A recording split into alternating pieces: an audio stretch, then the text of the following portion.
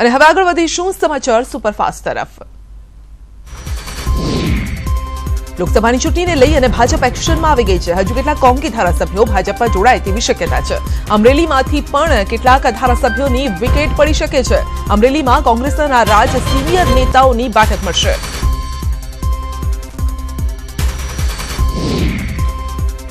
તો જવાહર ચાવડા અને પરસોત્તમ સાબરિયા આજે શપથ લે તેવી શક્યતા છે। બંને મંત્રી પદના શપથ લે તેવી સંભાવના। કોંગ્રેસના 1-2 ધારાસભ્યો રાજીનામું આપે તેવી પણ શક્યતા।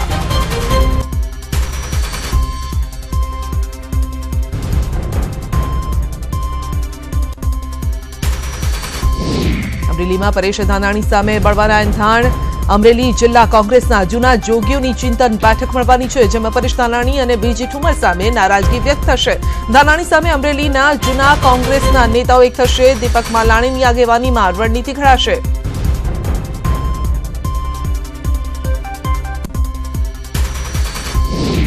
કોંગ્રેસના ગઢ ગણાતા બનાસકાંઠાના પાલનપુરમાં આજે કોંગ્રેસની બેઠક। બનાસકાંઠામાં હાલ 6 ધારાસભ્યો કોંગ્રેસના, જેમાં કોંગ્રેસના ધારાસભ્યોને કોઈ નારાજગી હોય તો તે દૂર કરવા અલ્પેશ ઠાકોરના ગઢ સમા બનાસકાંઠામાંથી અન્ય ધારાસભ્યો પણ અલ્પેશ સાથે ન જોડાય તે માટે એક બેઠક।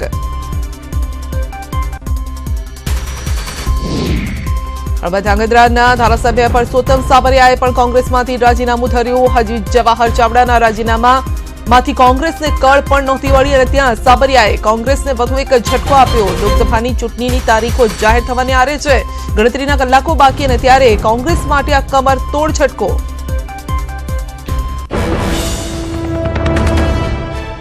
તો બ્રેકિંગ ન્યૂઝ, ઓમ માથુરની અધ્યક્ષતામાં બેઠક। જી હા, રાજકોટથી આ સમાચાર આવી રહ્યા છે। રાજકોટ અને સુરેન્દ્રનગર લોકસભા બેઠક અંગે સમીક્ષા કરવામાં આવશે। ઓમ માથુરની અધ્યક્ષતામાં બેઠક। રાજકોટ અને સુરેન્દ્રનગર લોકસભા બેઠક અંગે સમીક્ષા 10 વાગ્યાથી સમીક્ષા બેઠક યોજાશે। બંને સીટની તબક્કાવાર બેઠક મળશે। તો માથુર રાજકોટ પહોંચ્યા છે।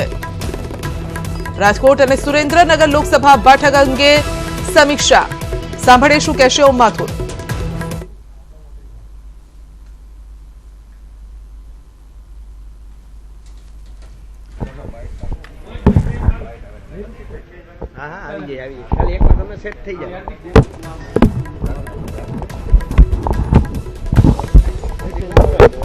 इतना ऊपर भी मत करो, मेरा चेहरा ही दब जाए। लोकसभा की तैयारी शुरू हो रही है, क्या कहेंगे? देखिए, पार्टी चुनाव संपूर्ण होते ही अगले चुनाव की तैयारी में लग जाती है। ये भारतीय जनता पार्टी का नेचर है, स्वभाव है, और इसलिए पार्टी चुनाव जैसे ही पूरा होता अगले चुनाव की तैयारी में लग जाती है। इन दिनों मेरा प्रत्येक लोकसभा की जो हमारी संकलन टीम है, जिनको चुनावी व्यूह रचना की सारी पॉलिटिकल और टेक्निकल दोनों व्यवस्थाओं की चिंता करनी है, ऐसी बैठकें मेरी पूरे प्रदेश भर में चल रही है। इस समय मैं 23वीं सीट पर, यानी आज के बाद सिर्फ 3 सीटें ऐसी रह जाएगी जहां जाना है, सुरेंद्रनगर और खेड़ा और आपकी महसाना। तो लगभग परसों तक 26 की 26 सीट पे मेरा दौरा होगा। और जिस प्रकार से पार्टी, मेरा लक्ष्य 26 सीट जीतना तो नहीं है, क्योंकि 26 सीट हम 14 में जीत चुके। अब मेरा प्रत्येक सीट पर हमारी लीड कैसे बढ़े, वोट परसेंटेज कैसे बढ़े, उस सारे मैनेजमेंट के लिए हम लगे। इसी निमित्त आज यहाँ राजकोट में भी मेरा प्रवास है। कल कांग्रेस के 2 विधायक ने कांग्रेस छोड़ के बीजेपी ज्वाइन किया। कांग्रेस आरोप लगा रही है कि खरीद फरोशी कर रही है बीजेपी।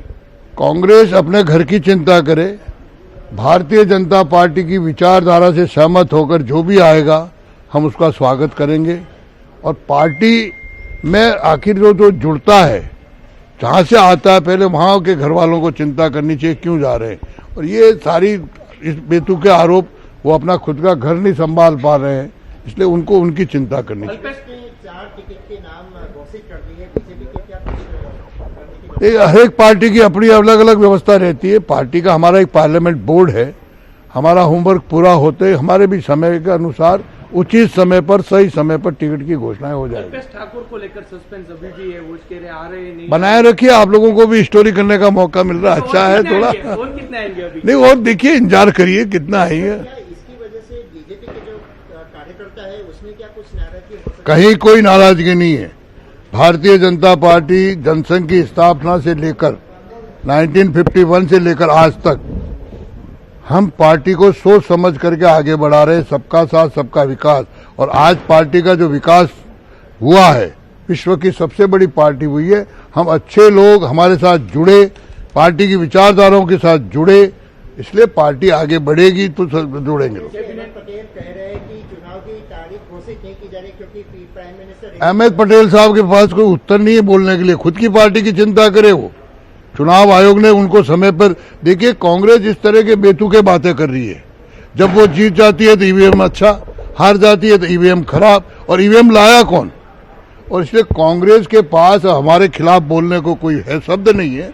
इसलिए इस प्रकार के ऊट पटांग की बातें करके, और मेरा मानना है कि अहमद भाई जैसे सीनियर आदमी को ऐसे बेतुके बातें नहीं करनी चाहिए, धरातल में रह के बात करनी चाहिए। धन्यवाद धन्यवाद।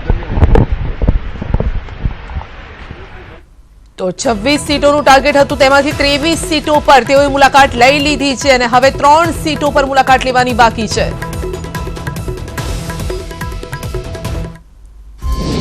લોકસભા ચૂંટણીની તારીખ જાહેર થતા પહેલા કોંગ્રેસને મળી રહ્યો છે ઝટકા પર ઝટકા। જોડતોડની રાજનીતિ થઈ રહી છે ત્યારે માણાવદર બેઠકના કોંગ્રેસના ધારાસભ્ય જવાહર ચાવડાએ કોંગ્રેસનો સાથ અને હાથ જોડી કેસરિયા ધારણ કર્યા। પ્રદીપસિંહ જાડેજાએ ખેસ પહેરાવી સ્વાગત કર્યું। ભાજપમાં જોડાતાની સાથે જવાહર ચાવડાએ પક્ષ બદલવાનું વિચિત્ર કારણ આપ્યું। કેસરીયો ખેસ ધારણ કર્યા બાદ ચાવડાએ કહ્યું કે મને મજા નથી આવતી એટલે પક્ષ છોડ્યો। ચાવડાએ ત્યાં સુધી કીધું કે જેમ જમવા માટે નવી હોટેલ બદલીએ છે તેમ પક્ષ બદલ્યો।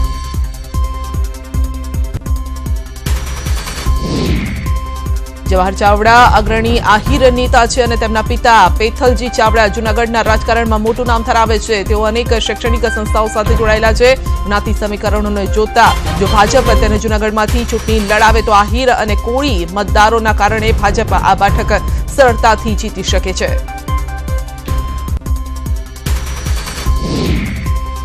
જવાહર ચાવડાએ વિધાનસભાના અધ્યક્ષને રાજીનામું સોંપ્યું, પરંતુ જવાહર ચાવડાએ રાજીનામું આપવાનું કોઈ પણ કારણ આપ્યું નથી। ત્યારે જવાહર ચાવડા ભાજપમાં જોડાઈ ગયા છે। મંત્રીમંડળમાં જવાહર ચાવડાનો સમાવેશ થઈ શકે છે।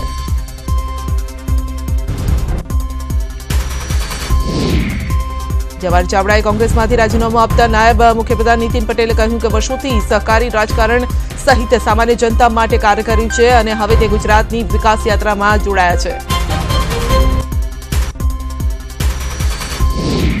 ચોટીલાના કોંગ્રેસના ધારાસભ્યનો ભાજપે સંપર્ક કર્યો છે। ધારાસભ્ય ઋત્વિક મકવાણાનો ભાજપે સંપર્ક કર્યો હોવાનું સામે આવ્યું છે। ઋત્વિક મકવાણાએ ભાજપમાં જોડાવાનો સ્પષ્ટપણે ઇનકાર કર્યો। કોંગ્રેસ છોડવાનો મારો હાલ કોઈ વિચાર નથી। કોંગ્રેસમાં જાણે કે એર સ્ટ્રાઇક થઈ હોય તેમ એકને બચાવો ત્યાં બીજો ભાગી જાય તેવી સ્થિતિ છે। નારાજ અલ્પેશને મનાવવાના પ્રયાસો ચાલી રહ્યા અને ત્યાં જ માંગરોળના કોંગ્રેસના ધારાસભ્ય ચંદ્રિકાબેન ચુડાસમા પક્ષમાંથી રાજીનામું આપે તેવી અટકળો।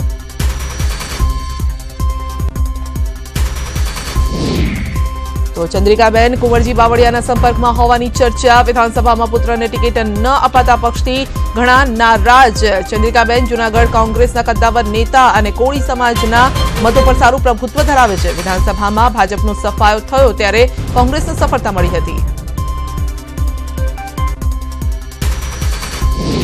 કોંગ્રેસના તલાળાના ધારાસભ્ય ભગવાન બારડને ખનીજ ચોરી કેસમાં તેનું સસ્પેન્શન પાછું ખેંચવાની માંગ સાથે વિપક્ષ નેતા પરેશ ધાનાણી વિધાનસભા અધ્યક્ષ રાજેન્દ્ર ત્રિવેદીને મળવા માટે પહોંચ્યા હતા।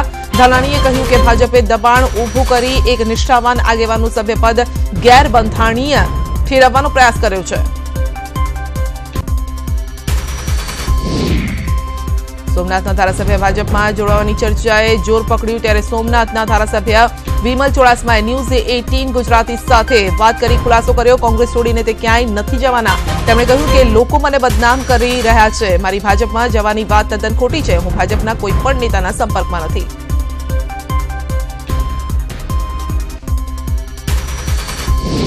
કોંગ્રેસમાં નારાજગીનો દોર યથાવત છે અને હવે નારાજગીનો રથ પહોંચ્યો છે વડોદરા। વડોદરા કોંગ્રેસના દિગ્ગજ નેતા નરેન્દ્ર રાવતે હવે નારાજગીનો સૂર વ્યક્ત કર્યો। રાવતે કહ્યું કે ઉમેદવાર પસંદગીની પ્રોસેસ ચાલતી હતી ત્યાં જ ઉમેદવારનું નામ કોંગ્રેસે હાઈકમાન્ડને જાહેર કરી દીધું।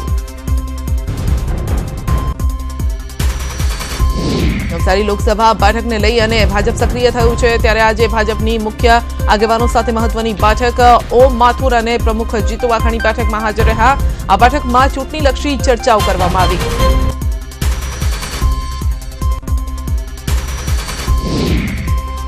ખેડા જિલ્લા સંગઠનના નડિયાદ કોંગ્રેસ કાર્યાલયમાં પૂર્વ કેન્દ્રીય મંત્રી અને પૂર્વ પ્રદેશ કોંગ્રેસ પ્રમુખ ભરત સોલંકીની અધ્યક્ષતામાં ખેડા જિલ્લા સંગઠનની બેઠક યોજાઈ જેમાં ખેડા જિલ્લા કોંગ્રેસ પંચાયતના ચૂંટાયેલા સભ્યો અને મમતાબાદ મહુધાના પૂર્વ ધારાસભ્ય કપડવંજ અને ઠાસરાના ચાલુ ધારાસભ્ય એનએસયુઆઈના સભ્યો બેઠકમાં હાજર રહ્યા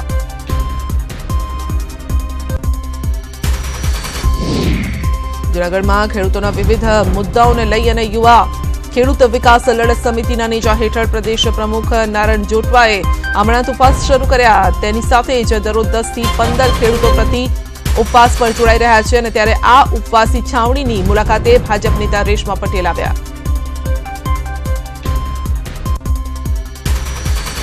ભાજપ સરકાર પર આકરા પ્રહાર કર્યા હતા અને તેમણે ઉપવાસી મિત્રોને કહ્યું હતું કે ઉપવાસ કરવાથી સરકારમાં કામ નહીં થતા લડત આપવી પડશે વધુમાં કોંગ્રેસનો ધારાસભ્ય ભાજપમાં જોડાયા છે અને તેને લઈને જ તેણે ભાજપની લાચારી ગણાવી હતી ભાજપ પાસે કોઈ નેતા નહીં હોવાથી કોંગ્રેસના ધારાસભ્યોને ભાજપમાં ભેળવે છે વર્ષ 2015માં રાજ્ય સરકાર અને શ્રમ રોજગાર બોર્ડ દ્વારા સંયુક્ત ઉપક્રમે ભરતી પ્રક્રિયા બહાર પાડી હતી અને જેમાં આઈટીઆઈ વિભાગમાં ઇન્સ્ટ્રક્ટરની ભરતી માટેની 1500 લોકોની જાહેરાત બહાર પાડી હતી અને જેમાં 400 જેટલા કેન્ડિડેટ બોર્ડે યોજેલી પરીક્ષામાં ખરા ઉતર્યા હતા જોકે હજુ સુધી તેમને કોઈ જ નિમણૂક નથી મળી હાર્દિક પટેલ ચૂંટણી લડવા માટે હાઈકોર્ટના દ્વાર ખટખટાવશે આગામી લોકસભાની ચૂંટણી હાર્દિક લડે તે માટે હાઈકોર્ટમાં અરજી કરશે રિપ્રેઝન્ટેશન ઓફ પીપલ્સ એક્ટ પ્રમાણે જેલની સજા ભોગવી રહેલા વ્યક્તિને ચૂંટણી લડવા કાયદાકીય મુશ્કેલીઓનો સામનો કરવો પડે છે હાર્દિક વિરુદ્ધ ચાલતા કેસોને લઈ અને આગામી લોકસભાની ચૂંટણી લડવામાં કોઈ મુશ્કેલી કે અવરોધો ના નડે તે માટે વિસનગર કોર્ટનો સજાનો ચુકાદો હાલ પૂરતો મોકૂફ રાખવા માટે હાઈકોર્ટમાં અરજી કરશે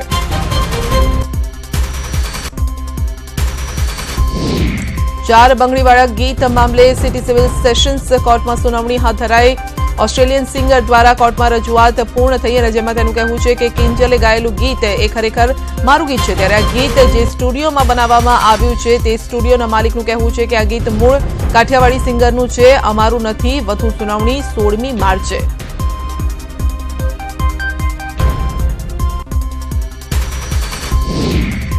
જૂનાગઢના માળિયાહાટીના વિષ્ણવેલ ગામની માતૃવંદના સ્કૂલમાં કોપી કેસ નોંધાયા ધોરણ 12ની પરીક્ષામાં 3 કોપી કેસ નોંધાયા બાદ વધુ તપાસ કરતા સ્કૂલમાંથી ઝેરોક્સ મશીન તેમજ અન્ય સાહિત્ય મળી આવ્યું છે જે માહિતી મળતા જ શિક્ષણાધિકારી અને પોલીસનો સ્ટાફ ઘટનાસ્થળે પહોંચ્યો અને જાહેરનામા ભંગ 188ની કલમ મુજબ ફરિયાદ દાખલ કરાઈ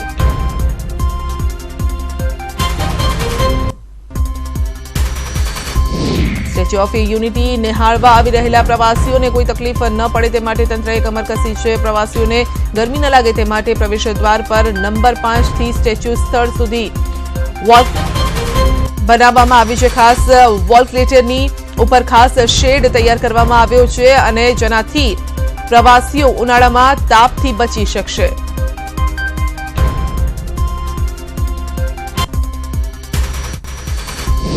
અમદાવાદના સરદારનગર પોલીસ સ્ટેશન વિસ્તારમાં પોલીસના સર્ચ ઓપરેશન દરમિયાન હાસ્યાસ્પદ દ્રશ્યો સર્જાયા હતા પોલીસથી બચવા આરોપી પોતાના મહાકાય શરીરનો ઉપયોગ કરી અને ખાટલામાં બેસી ગયો જો કે પોલીસે આરોપીની ધરપકડ કરવા ખાટલા સાથે તેને ઉચકી અને પોલીસ વાન સુધી લઈ ગયા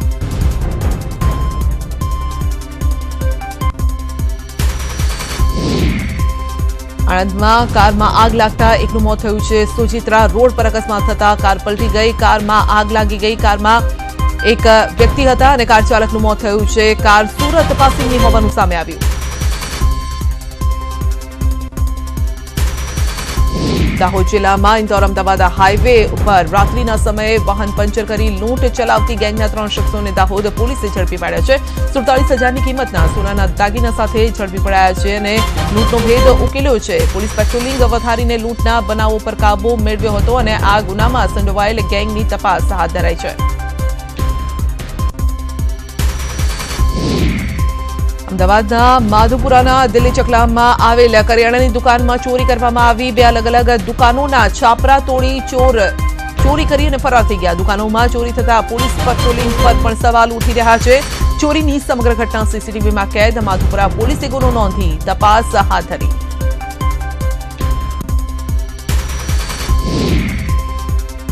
સુરતના ઓલપાડના રાજનગર પાસે મુખ્ય કેનાલમાંથી મૃતદેહ મળી આવ્યો છે. કેનાલમાં મૃતદેહ બહાર કાઢાતા મૃતદેહની ઓળખ કરાઈ હતી. 4 દિવસ પહેલા કામરેજના શેખપુર કેનાલમાં ડૂબેલા 2 પિતરાઈ ભાઈ પૈકી એકનો મૃતદેહ બહાર કઢાયો છે. તો વિનય અને પ્રદીપ નામના 2 કિશોર ડૂબ્યા હતા. પાણીમાં ફોટોગ્રાફી કરવા જતા પગ લપસી ગયો હતો.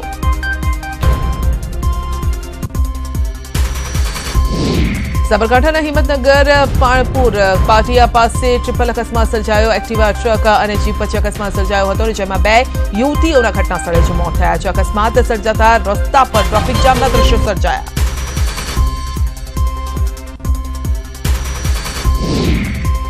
અરવલ્લીમાં આવેલા માજુમ ડેમમાંથી સિંચાઈ માટે કેનાલમાં પાણી છોડવામાં આવ્યું છે. 5 રાઉન્ડમાં 40 ક્યુસેક પાણી છોડવામાં આવ્યું, જેને લઈ અને ડેમ વિસ્તારના 700 હેક્ટર જમીનમાં કરાયેલા વાવેતરને ફાયદો પહોંચશે. સિંચાઈ માટે ડેમમાંથી પાણી છોડાતા ખેડૂતોમાં આનંદ.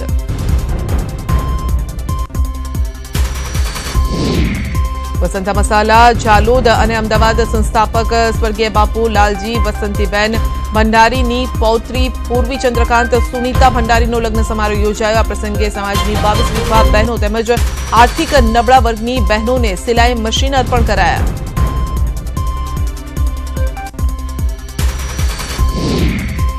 રાજસ્થાનના બિકાનેર પાસે આવેલા એક ગામમાં ફાઇટર પ્લેન ક્રેશ થયું. સ્થાનિક રિપોર્ટ મુજબ પ્લેન બિકાનેરના શોભાસર ગામ પાસે ક્રેશ થયું. શોભાસર ગામના લોકોએ પ્લેનમાંથી નીકળતો ધુમાડો જોતા પોલીસને જાણ કરી અને ત્યારબાદ ફાયર ફાઇટર ત્યાં પહોંચ્યા. તો બિકાનેરમાં દુર્ઘટના નાલ એરબેઝ પાસે બની હતી અને ગ્રામજનોએ જણાવ્યું કે તેઓ પ્લેનમાંથી પાયલટ પેરાશૂટમાંથી ઉતરતો જોયો હતો તથા પ્લેન ક્રેશ થયા બાદ ધુમાડો નીકળ્યો હતો. બિકાનેર જિલ્લા કલેક્ટરે દુર્ઘટનાની પુષ્ટિ કરી હતી.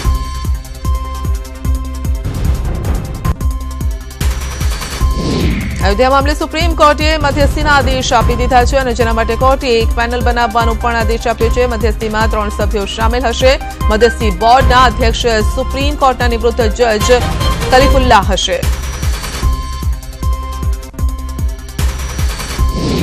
આ પેનલમાં આધ્યાત્મિક ગુરુ શ્રી રવિશંકરને પણ સામેલ કરાયા છે. તો વકીલ શ્રીરામ પંચુ પણ મધ્યસ્થી બોર્ડમાં સામેલ હશે. આગામી સપ્તાહથી ફૈઝાબાદમાં મધ્યસ્થી પ્રક્રિયા શરૂ થઈ જશે. તો 4 સપ્તાહમાં રિપોર્ટ સોંપવા સુપ્રીમ કોર્ટે આદેશ કર્યો છે. આજે ગ્વાલિયરમાં આરએસએસની અખિલ ભારતીય પ્રતિનિધિ સભા મળી હતી અને જોકે આ પહેલા આરએસએસને લઈ અને કમલનાથ સરકારના મંત્રીએ મોટું નિવેદન આપ્યું. કોંગ્રેસ પોતાના ચૂંટણી ઢંઢેરામાં આરએસએસની શાખાઓ સરકારી ભવનોમાં અને તેમાં સરકારી કર્મચારીઓના દાખલ થવામાં બેન લગાવવાનું વચન આપ્યું હતું અને જે અંગે હવે પ્રસ્તાવ બનાવવાનું શરૂ થઈ ગયો છે. લોકસભા ચૂંટણી પહેલા આરએસએસ ફરીથી કોંગ્રેસના નિશાને. મધ્યપ્રદેશમાં સરકારી ભવનોમાં આરએસએસની શાખાઓ પર બેન લગાવવાની તૈયારી કોંગ્રેસ સરકારે કરી લીધી છે અને સામાન્ય પ્રશાસન વિભાગે આ માટે પ્રસ્તાવ બનાવવાનું પણ શરૂ કર્યું. પોતાની ચૂંટણી ઢંઢેરાનો હવાલો આપ્યો છે.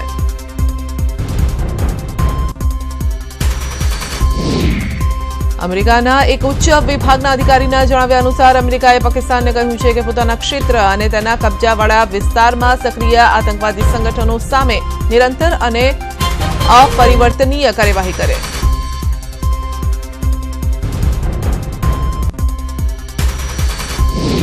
ઇસ્લામાબાદમાં આંતરિક મંત્રાલયે જાહેરાત કરી છે કે આંતરિક સમૂહોના કુલ 121 સદસ્યોને હજુ સુધી પાકિસ્તાનમાં નિવારક નિરોધના રૂપમાં લેવામાં આવ્યા છે. અમેરિકાના વિદેશ વિભાગ દ્વારા કહેવામાં આવ્યું છે કે પાકિસ્તાને સંયુક્ત રાષ્ટ્ર સુરક્ષા પરિષદ દ્વારા આતંકવાદીઓને સુરક્ષિત આશરો આપવાથી રોકવા અને નાણાં માટે તેમનો પ્રવેશ રોકવા પાકિસ્તાન માટે પોતાનું આહવાન ફરીથી કરે છે.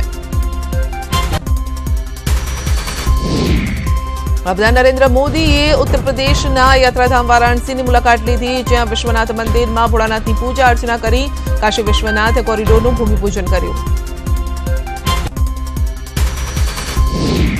મોદીએ આ પ્રસંગે જણાવ્યું કે કાશીમાંથી 40થી વધુ ઐતિહાસિક મંદિરો મળ્યા છે. કાશી વિશ્વનાથ મંદિરના વિકાસનો કામ કરવાનો મોકો મળ્યો છે અને મોદીએ પોતાનું સૌભાગ્ય ગણાવ્યું છે. સાથે જ કોંગ્રેસ પર પ્રહાર કરવાનું પણ મોદી ન ચૂક્યા. તેમણે આડકતરો પ્રહાર કરતા કહ્યું કે 70 વર્ષમાં કોઈએ બોલ્યા બાબાની ચિંતા ન કરી.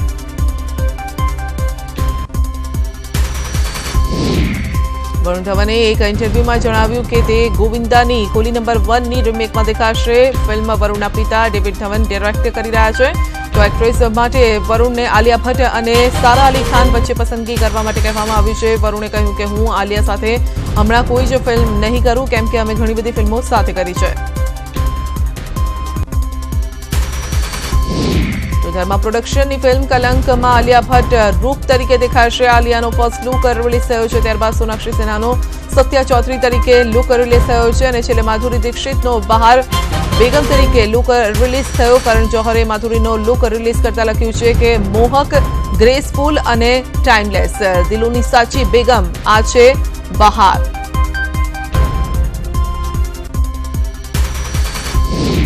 ફિલ્મ બદલાના ડાયલોગ્સ ખૂબ જ મહત્વપૂર્ણ છે, કારણ કે બે અહેમ કિરદારની વચ્ચે કહાની છે. ઘોષ અને વસંતે તેના પર સારું કામ કર્યું છે. ફિલ્મને બોલિવૂડ મસાલાથી દૂર રાખવામાં આવી છે, જે તેને વધુ રસપ્રદ બનાવે છે. મનીષા બાલવાનાએ કહ્યું છે કે ફિલ્મનું ડિરેક્શન પણ ઘણું ખાસ મહત્વનું છે અને તેને ખોટી ખેંચવામાં આવી નથી. જોનસ બ્રધર્સે એવો ખુલાસો કર્યો છે કે તેમની ફેમિલીમાં એક વ્યક્તિ એવી છે જે પ્રિયંકાને પસંદ નહોતી કરતી. એક ચેટ શોમાં નિક જોનસના ભાઈ કેવિન જોનસે કહ્યું છે કે તેમની નાની દીકરી વેલેન્ટિનાને પ્રિયંકા સાથે કમ્ફર્ટેબલ થવામાં સમય લાગ્યો, કારણ કે તે નિકની વધુ નજીક હતી અને પ્રિયંકાને નિક સાથે જોઈ તેને સારું નહોતું લાગ્યું, પરંતુ હવે બધું બરાબર છે.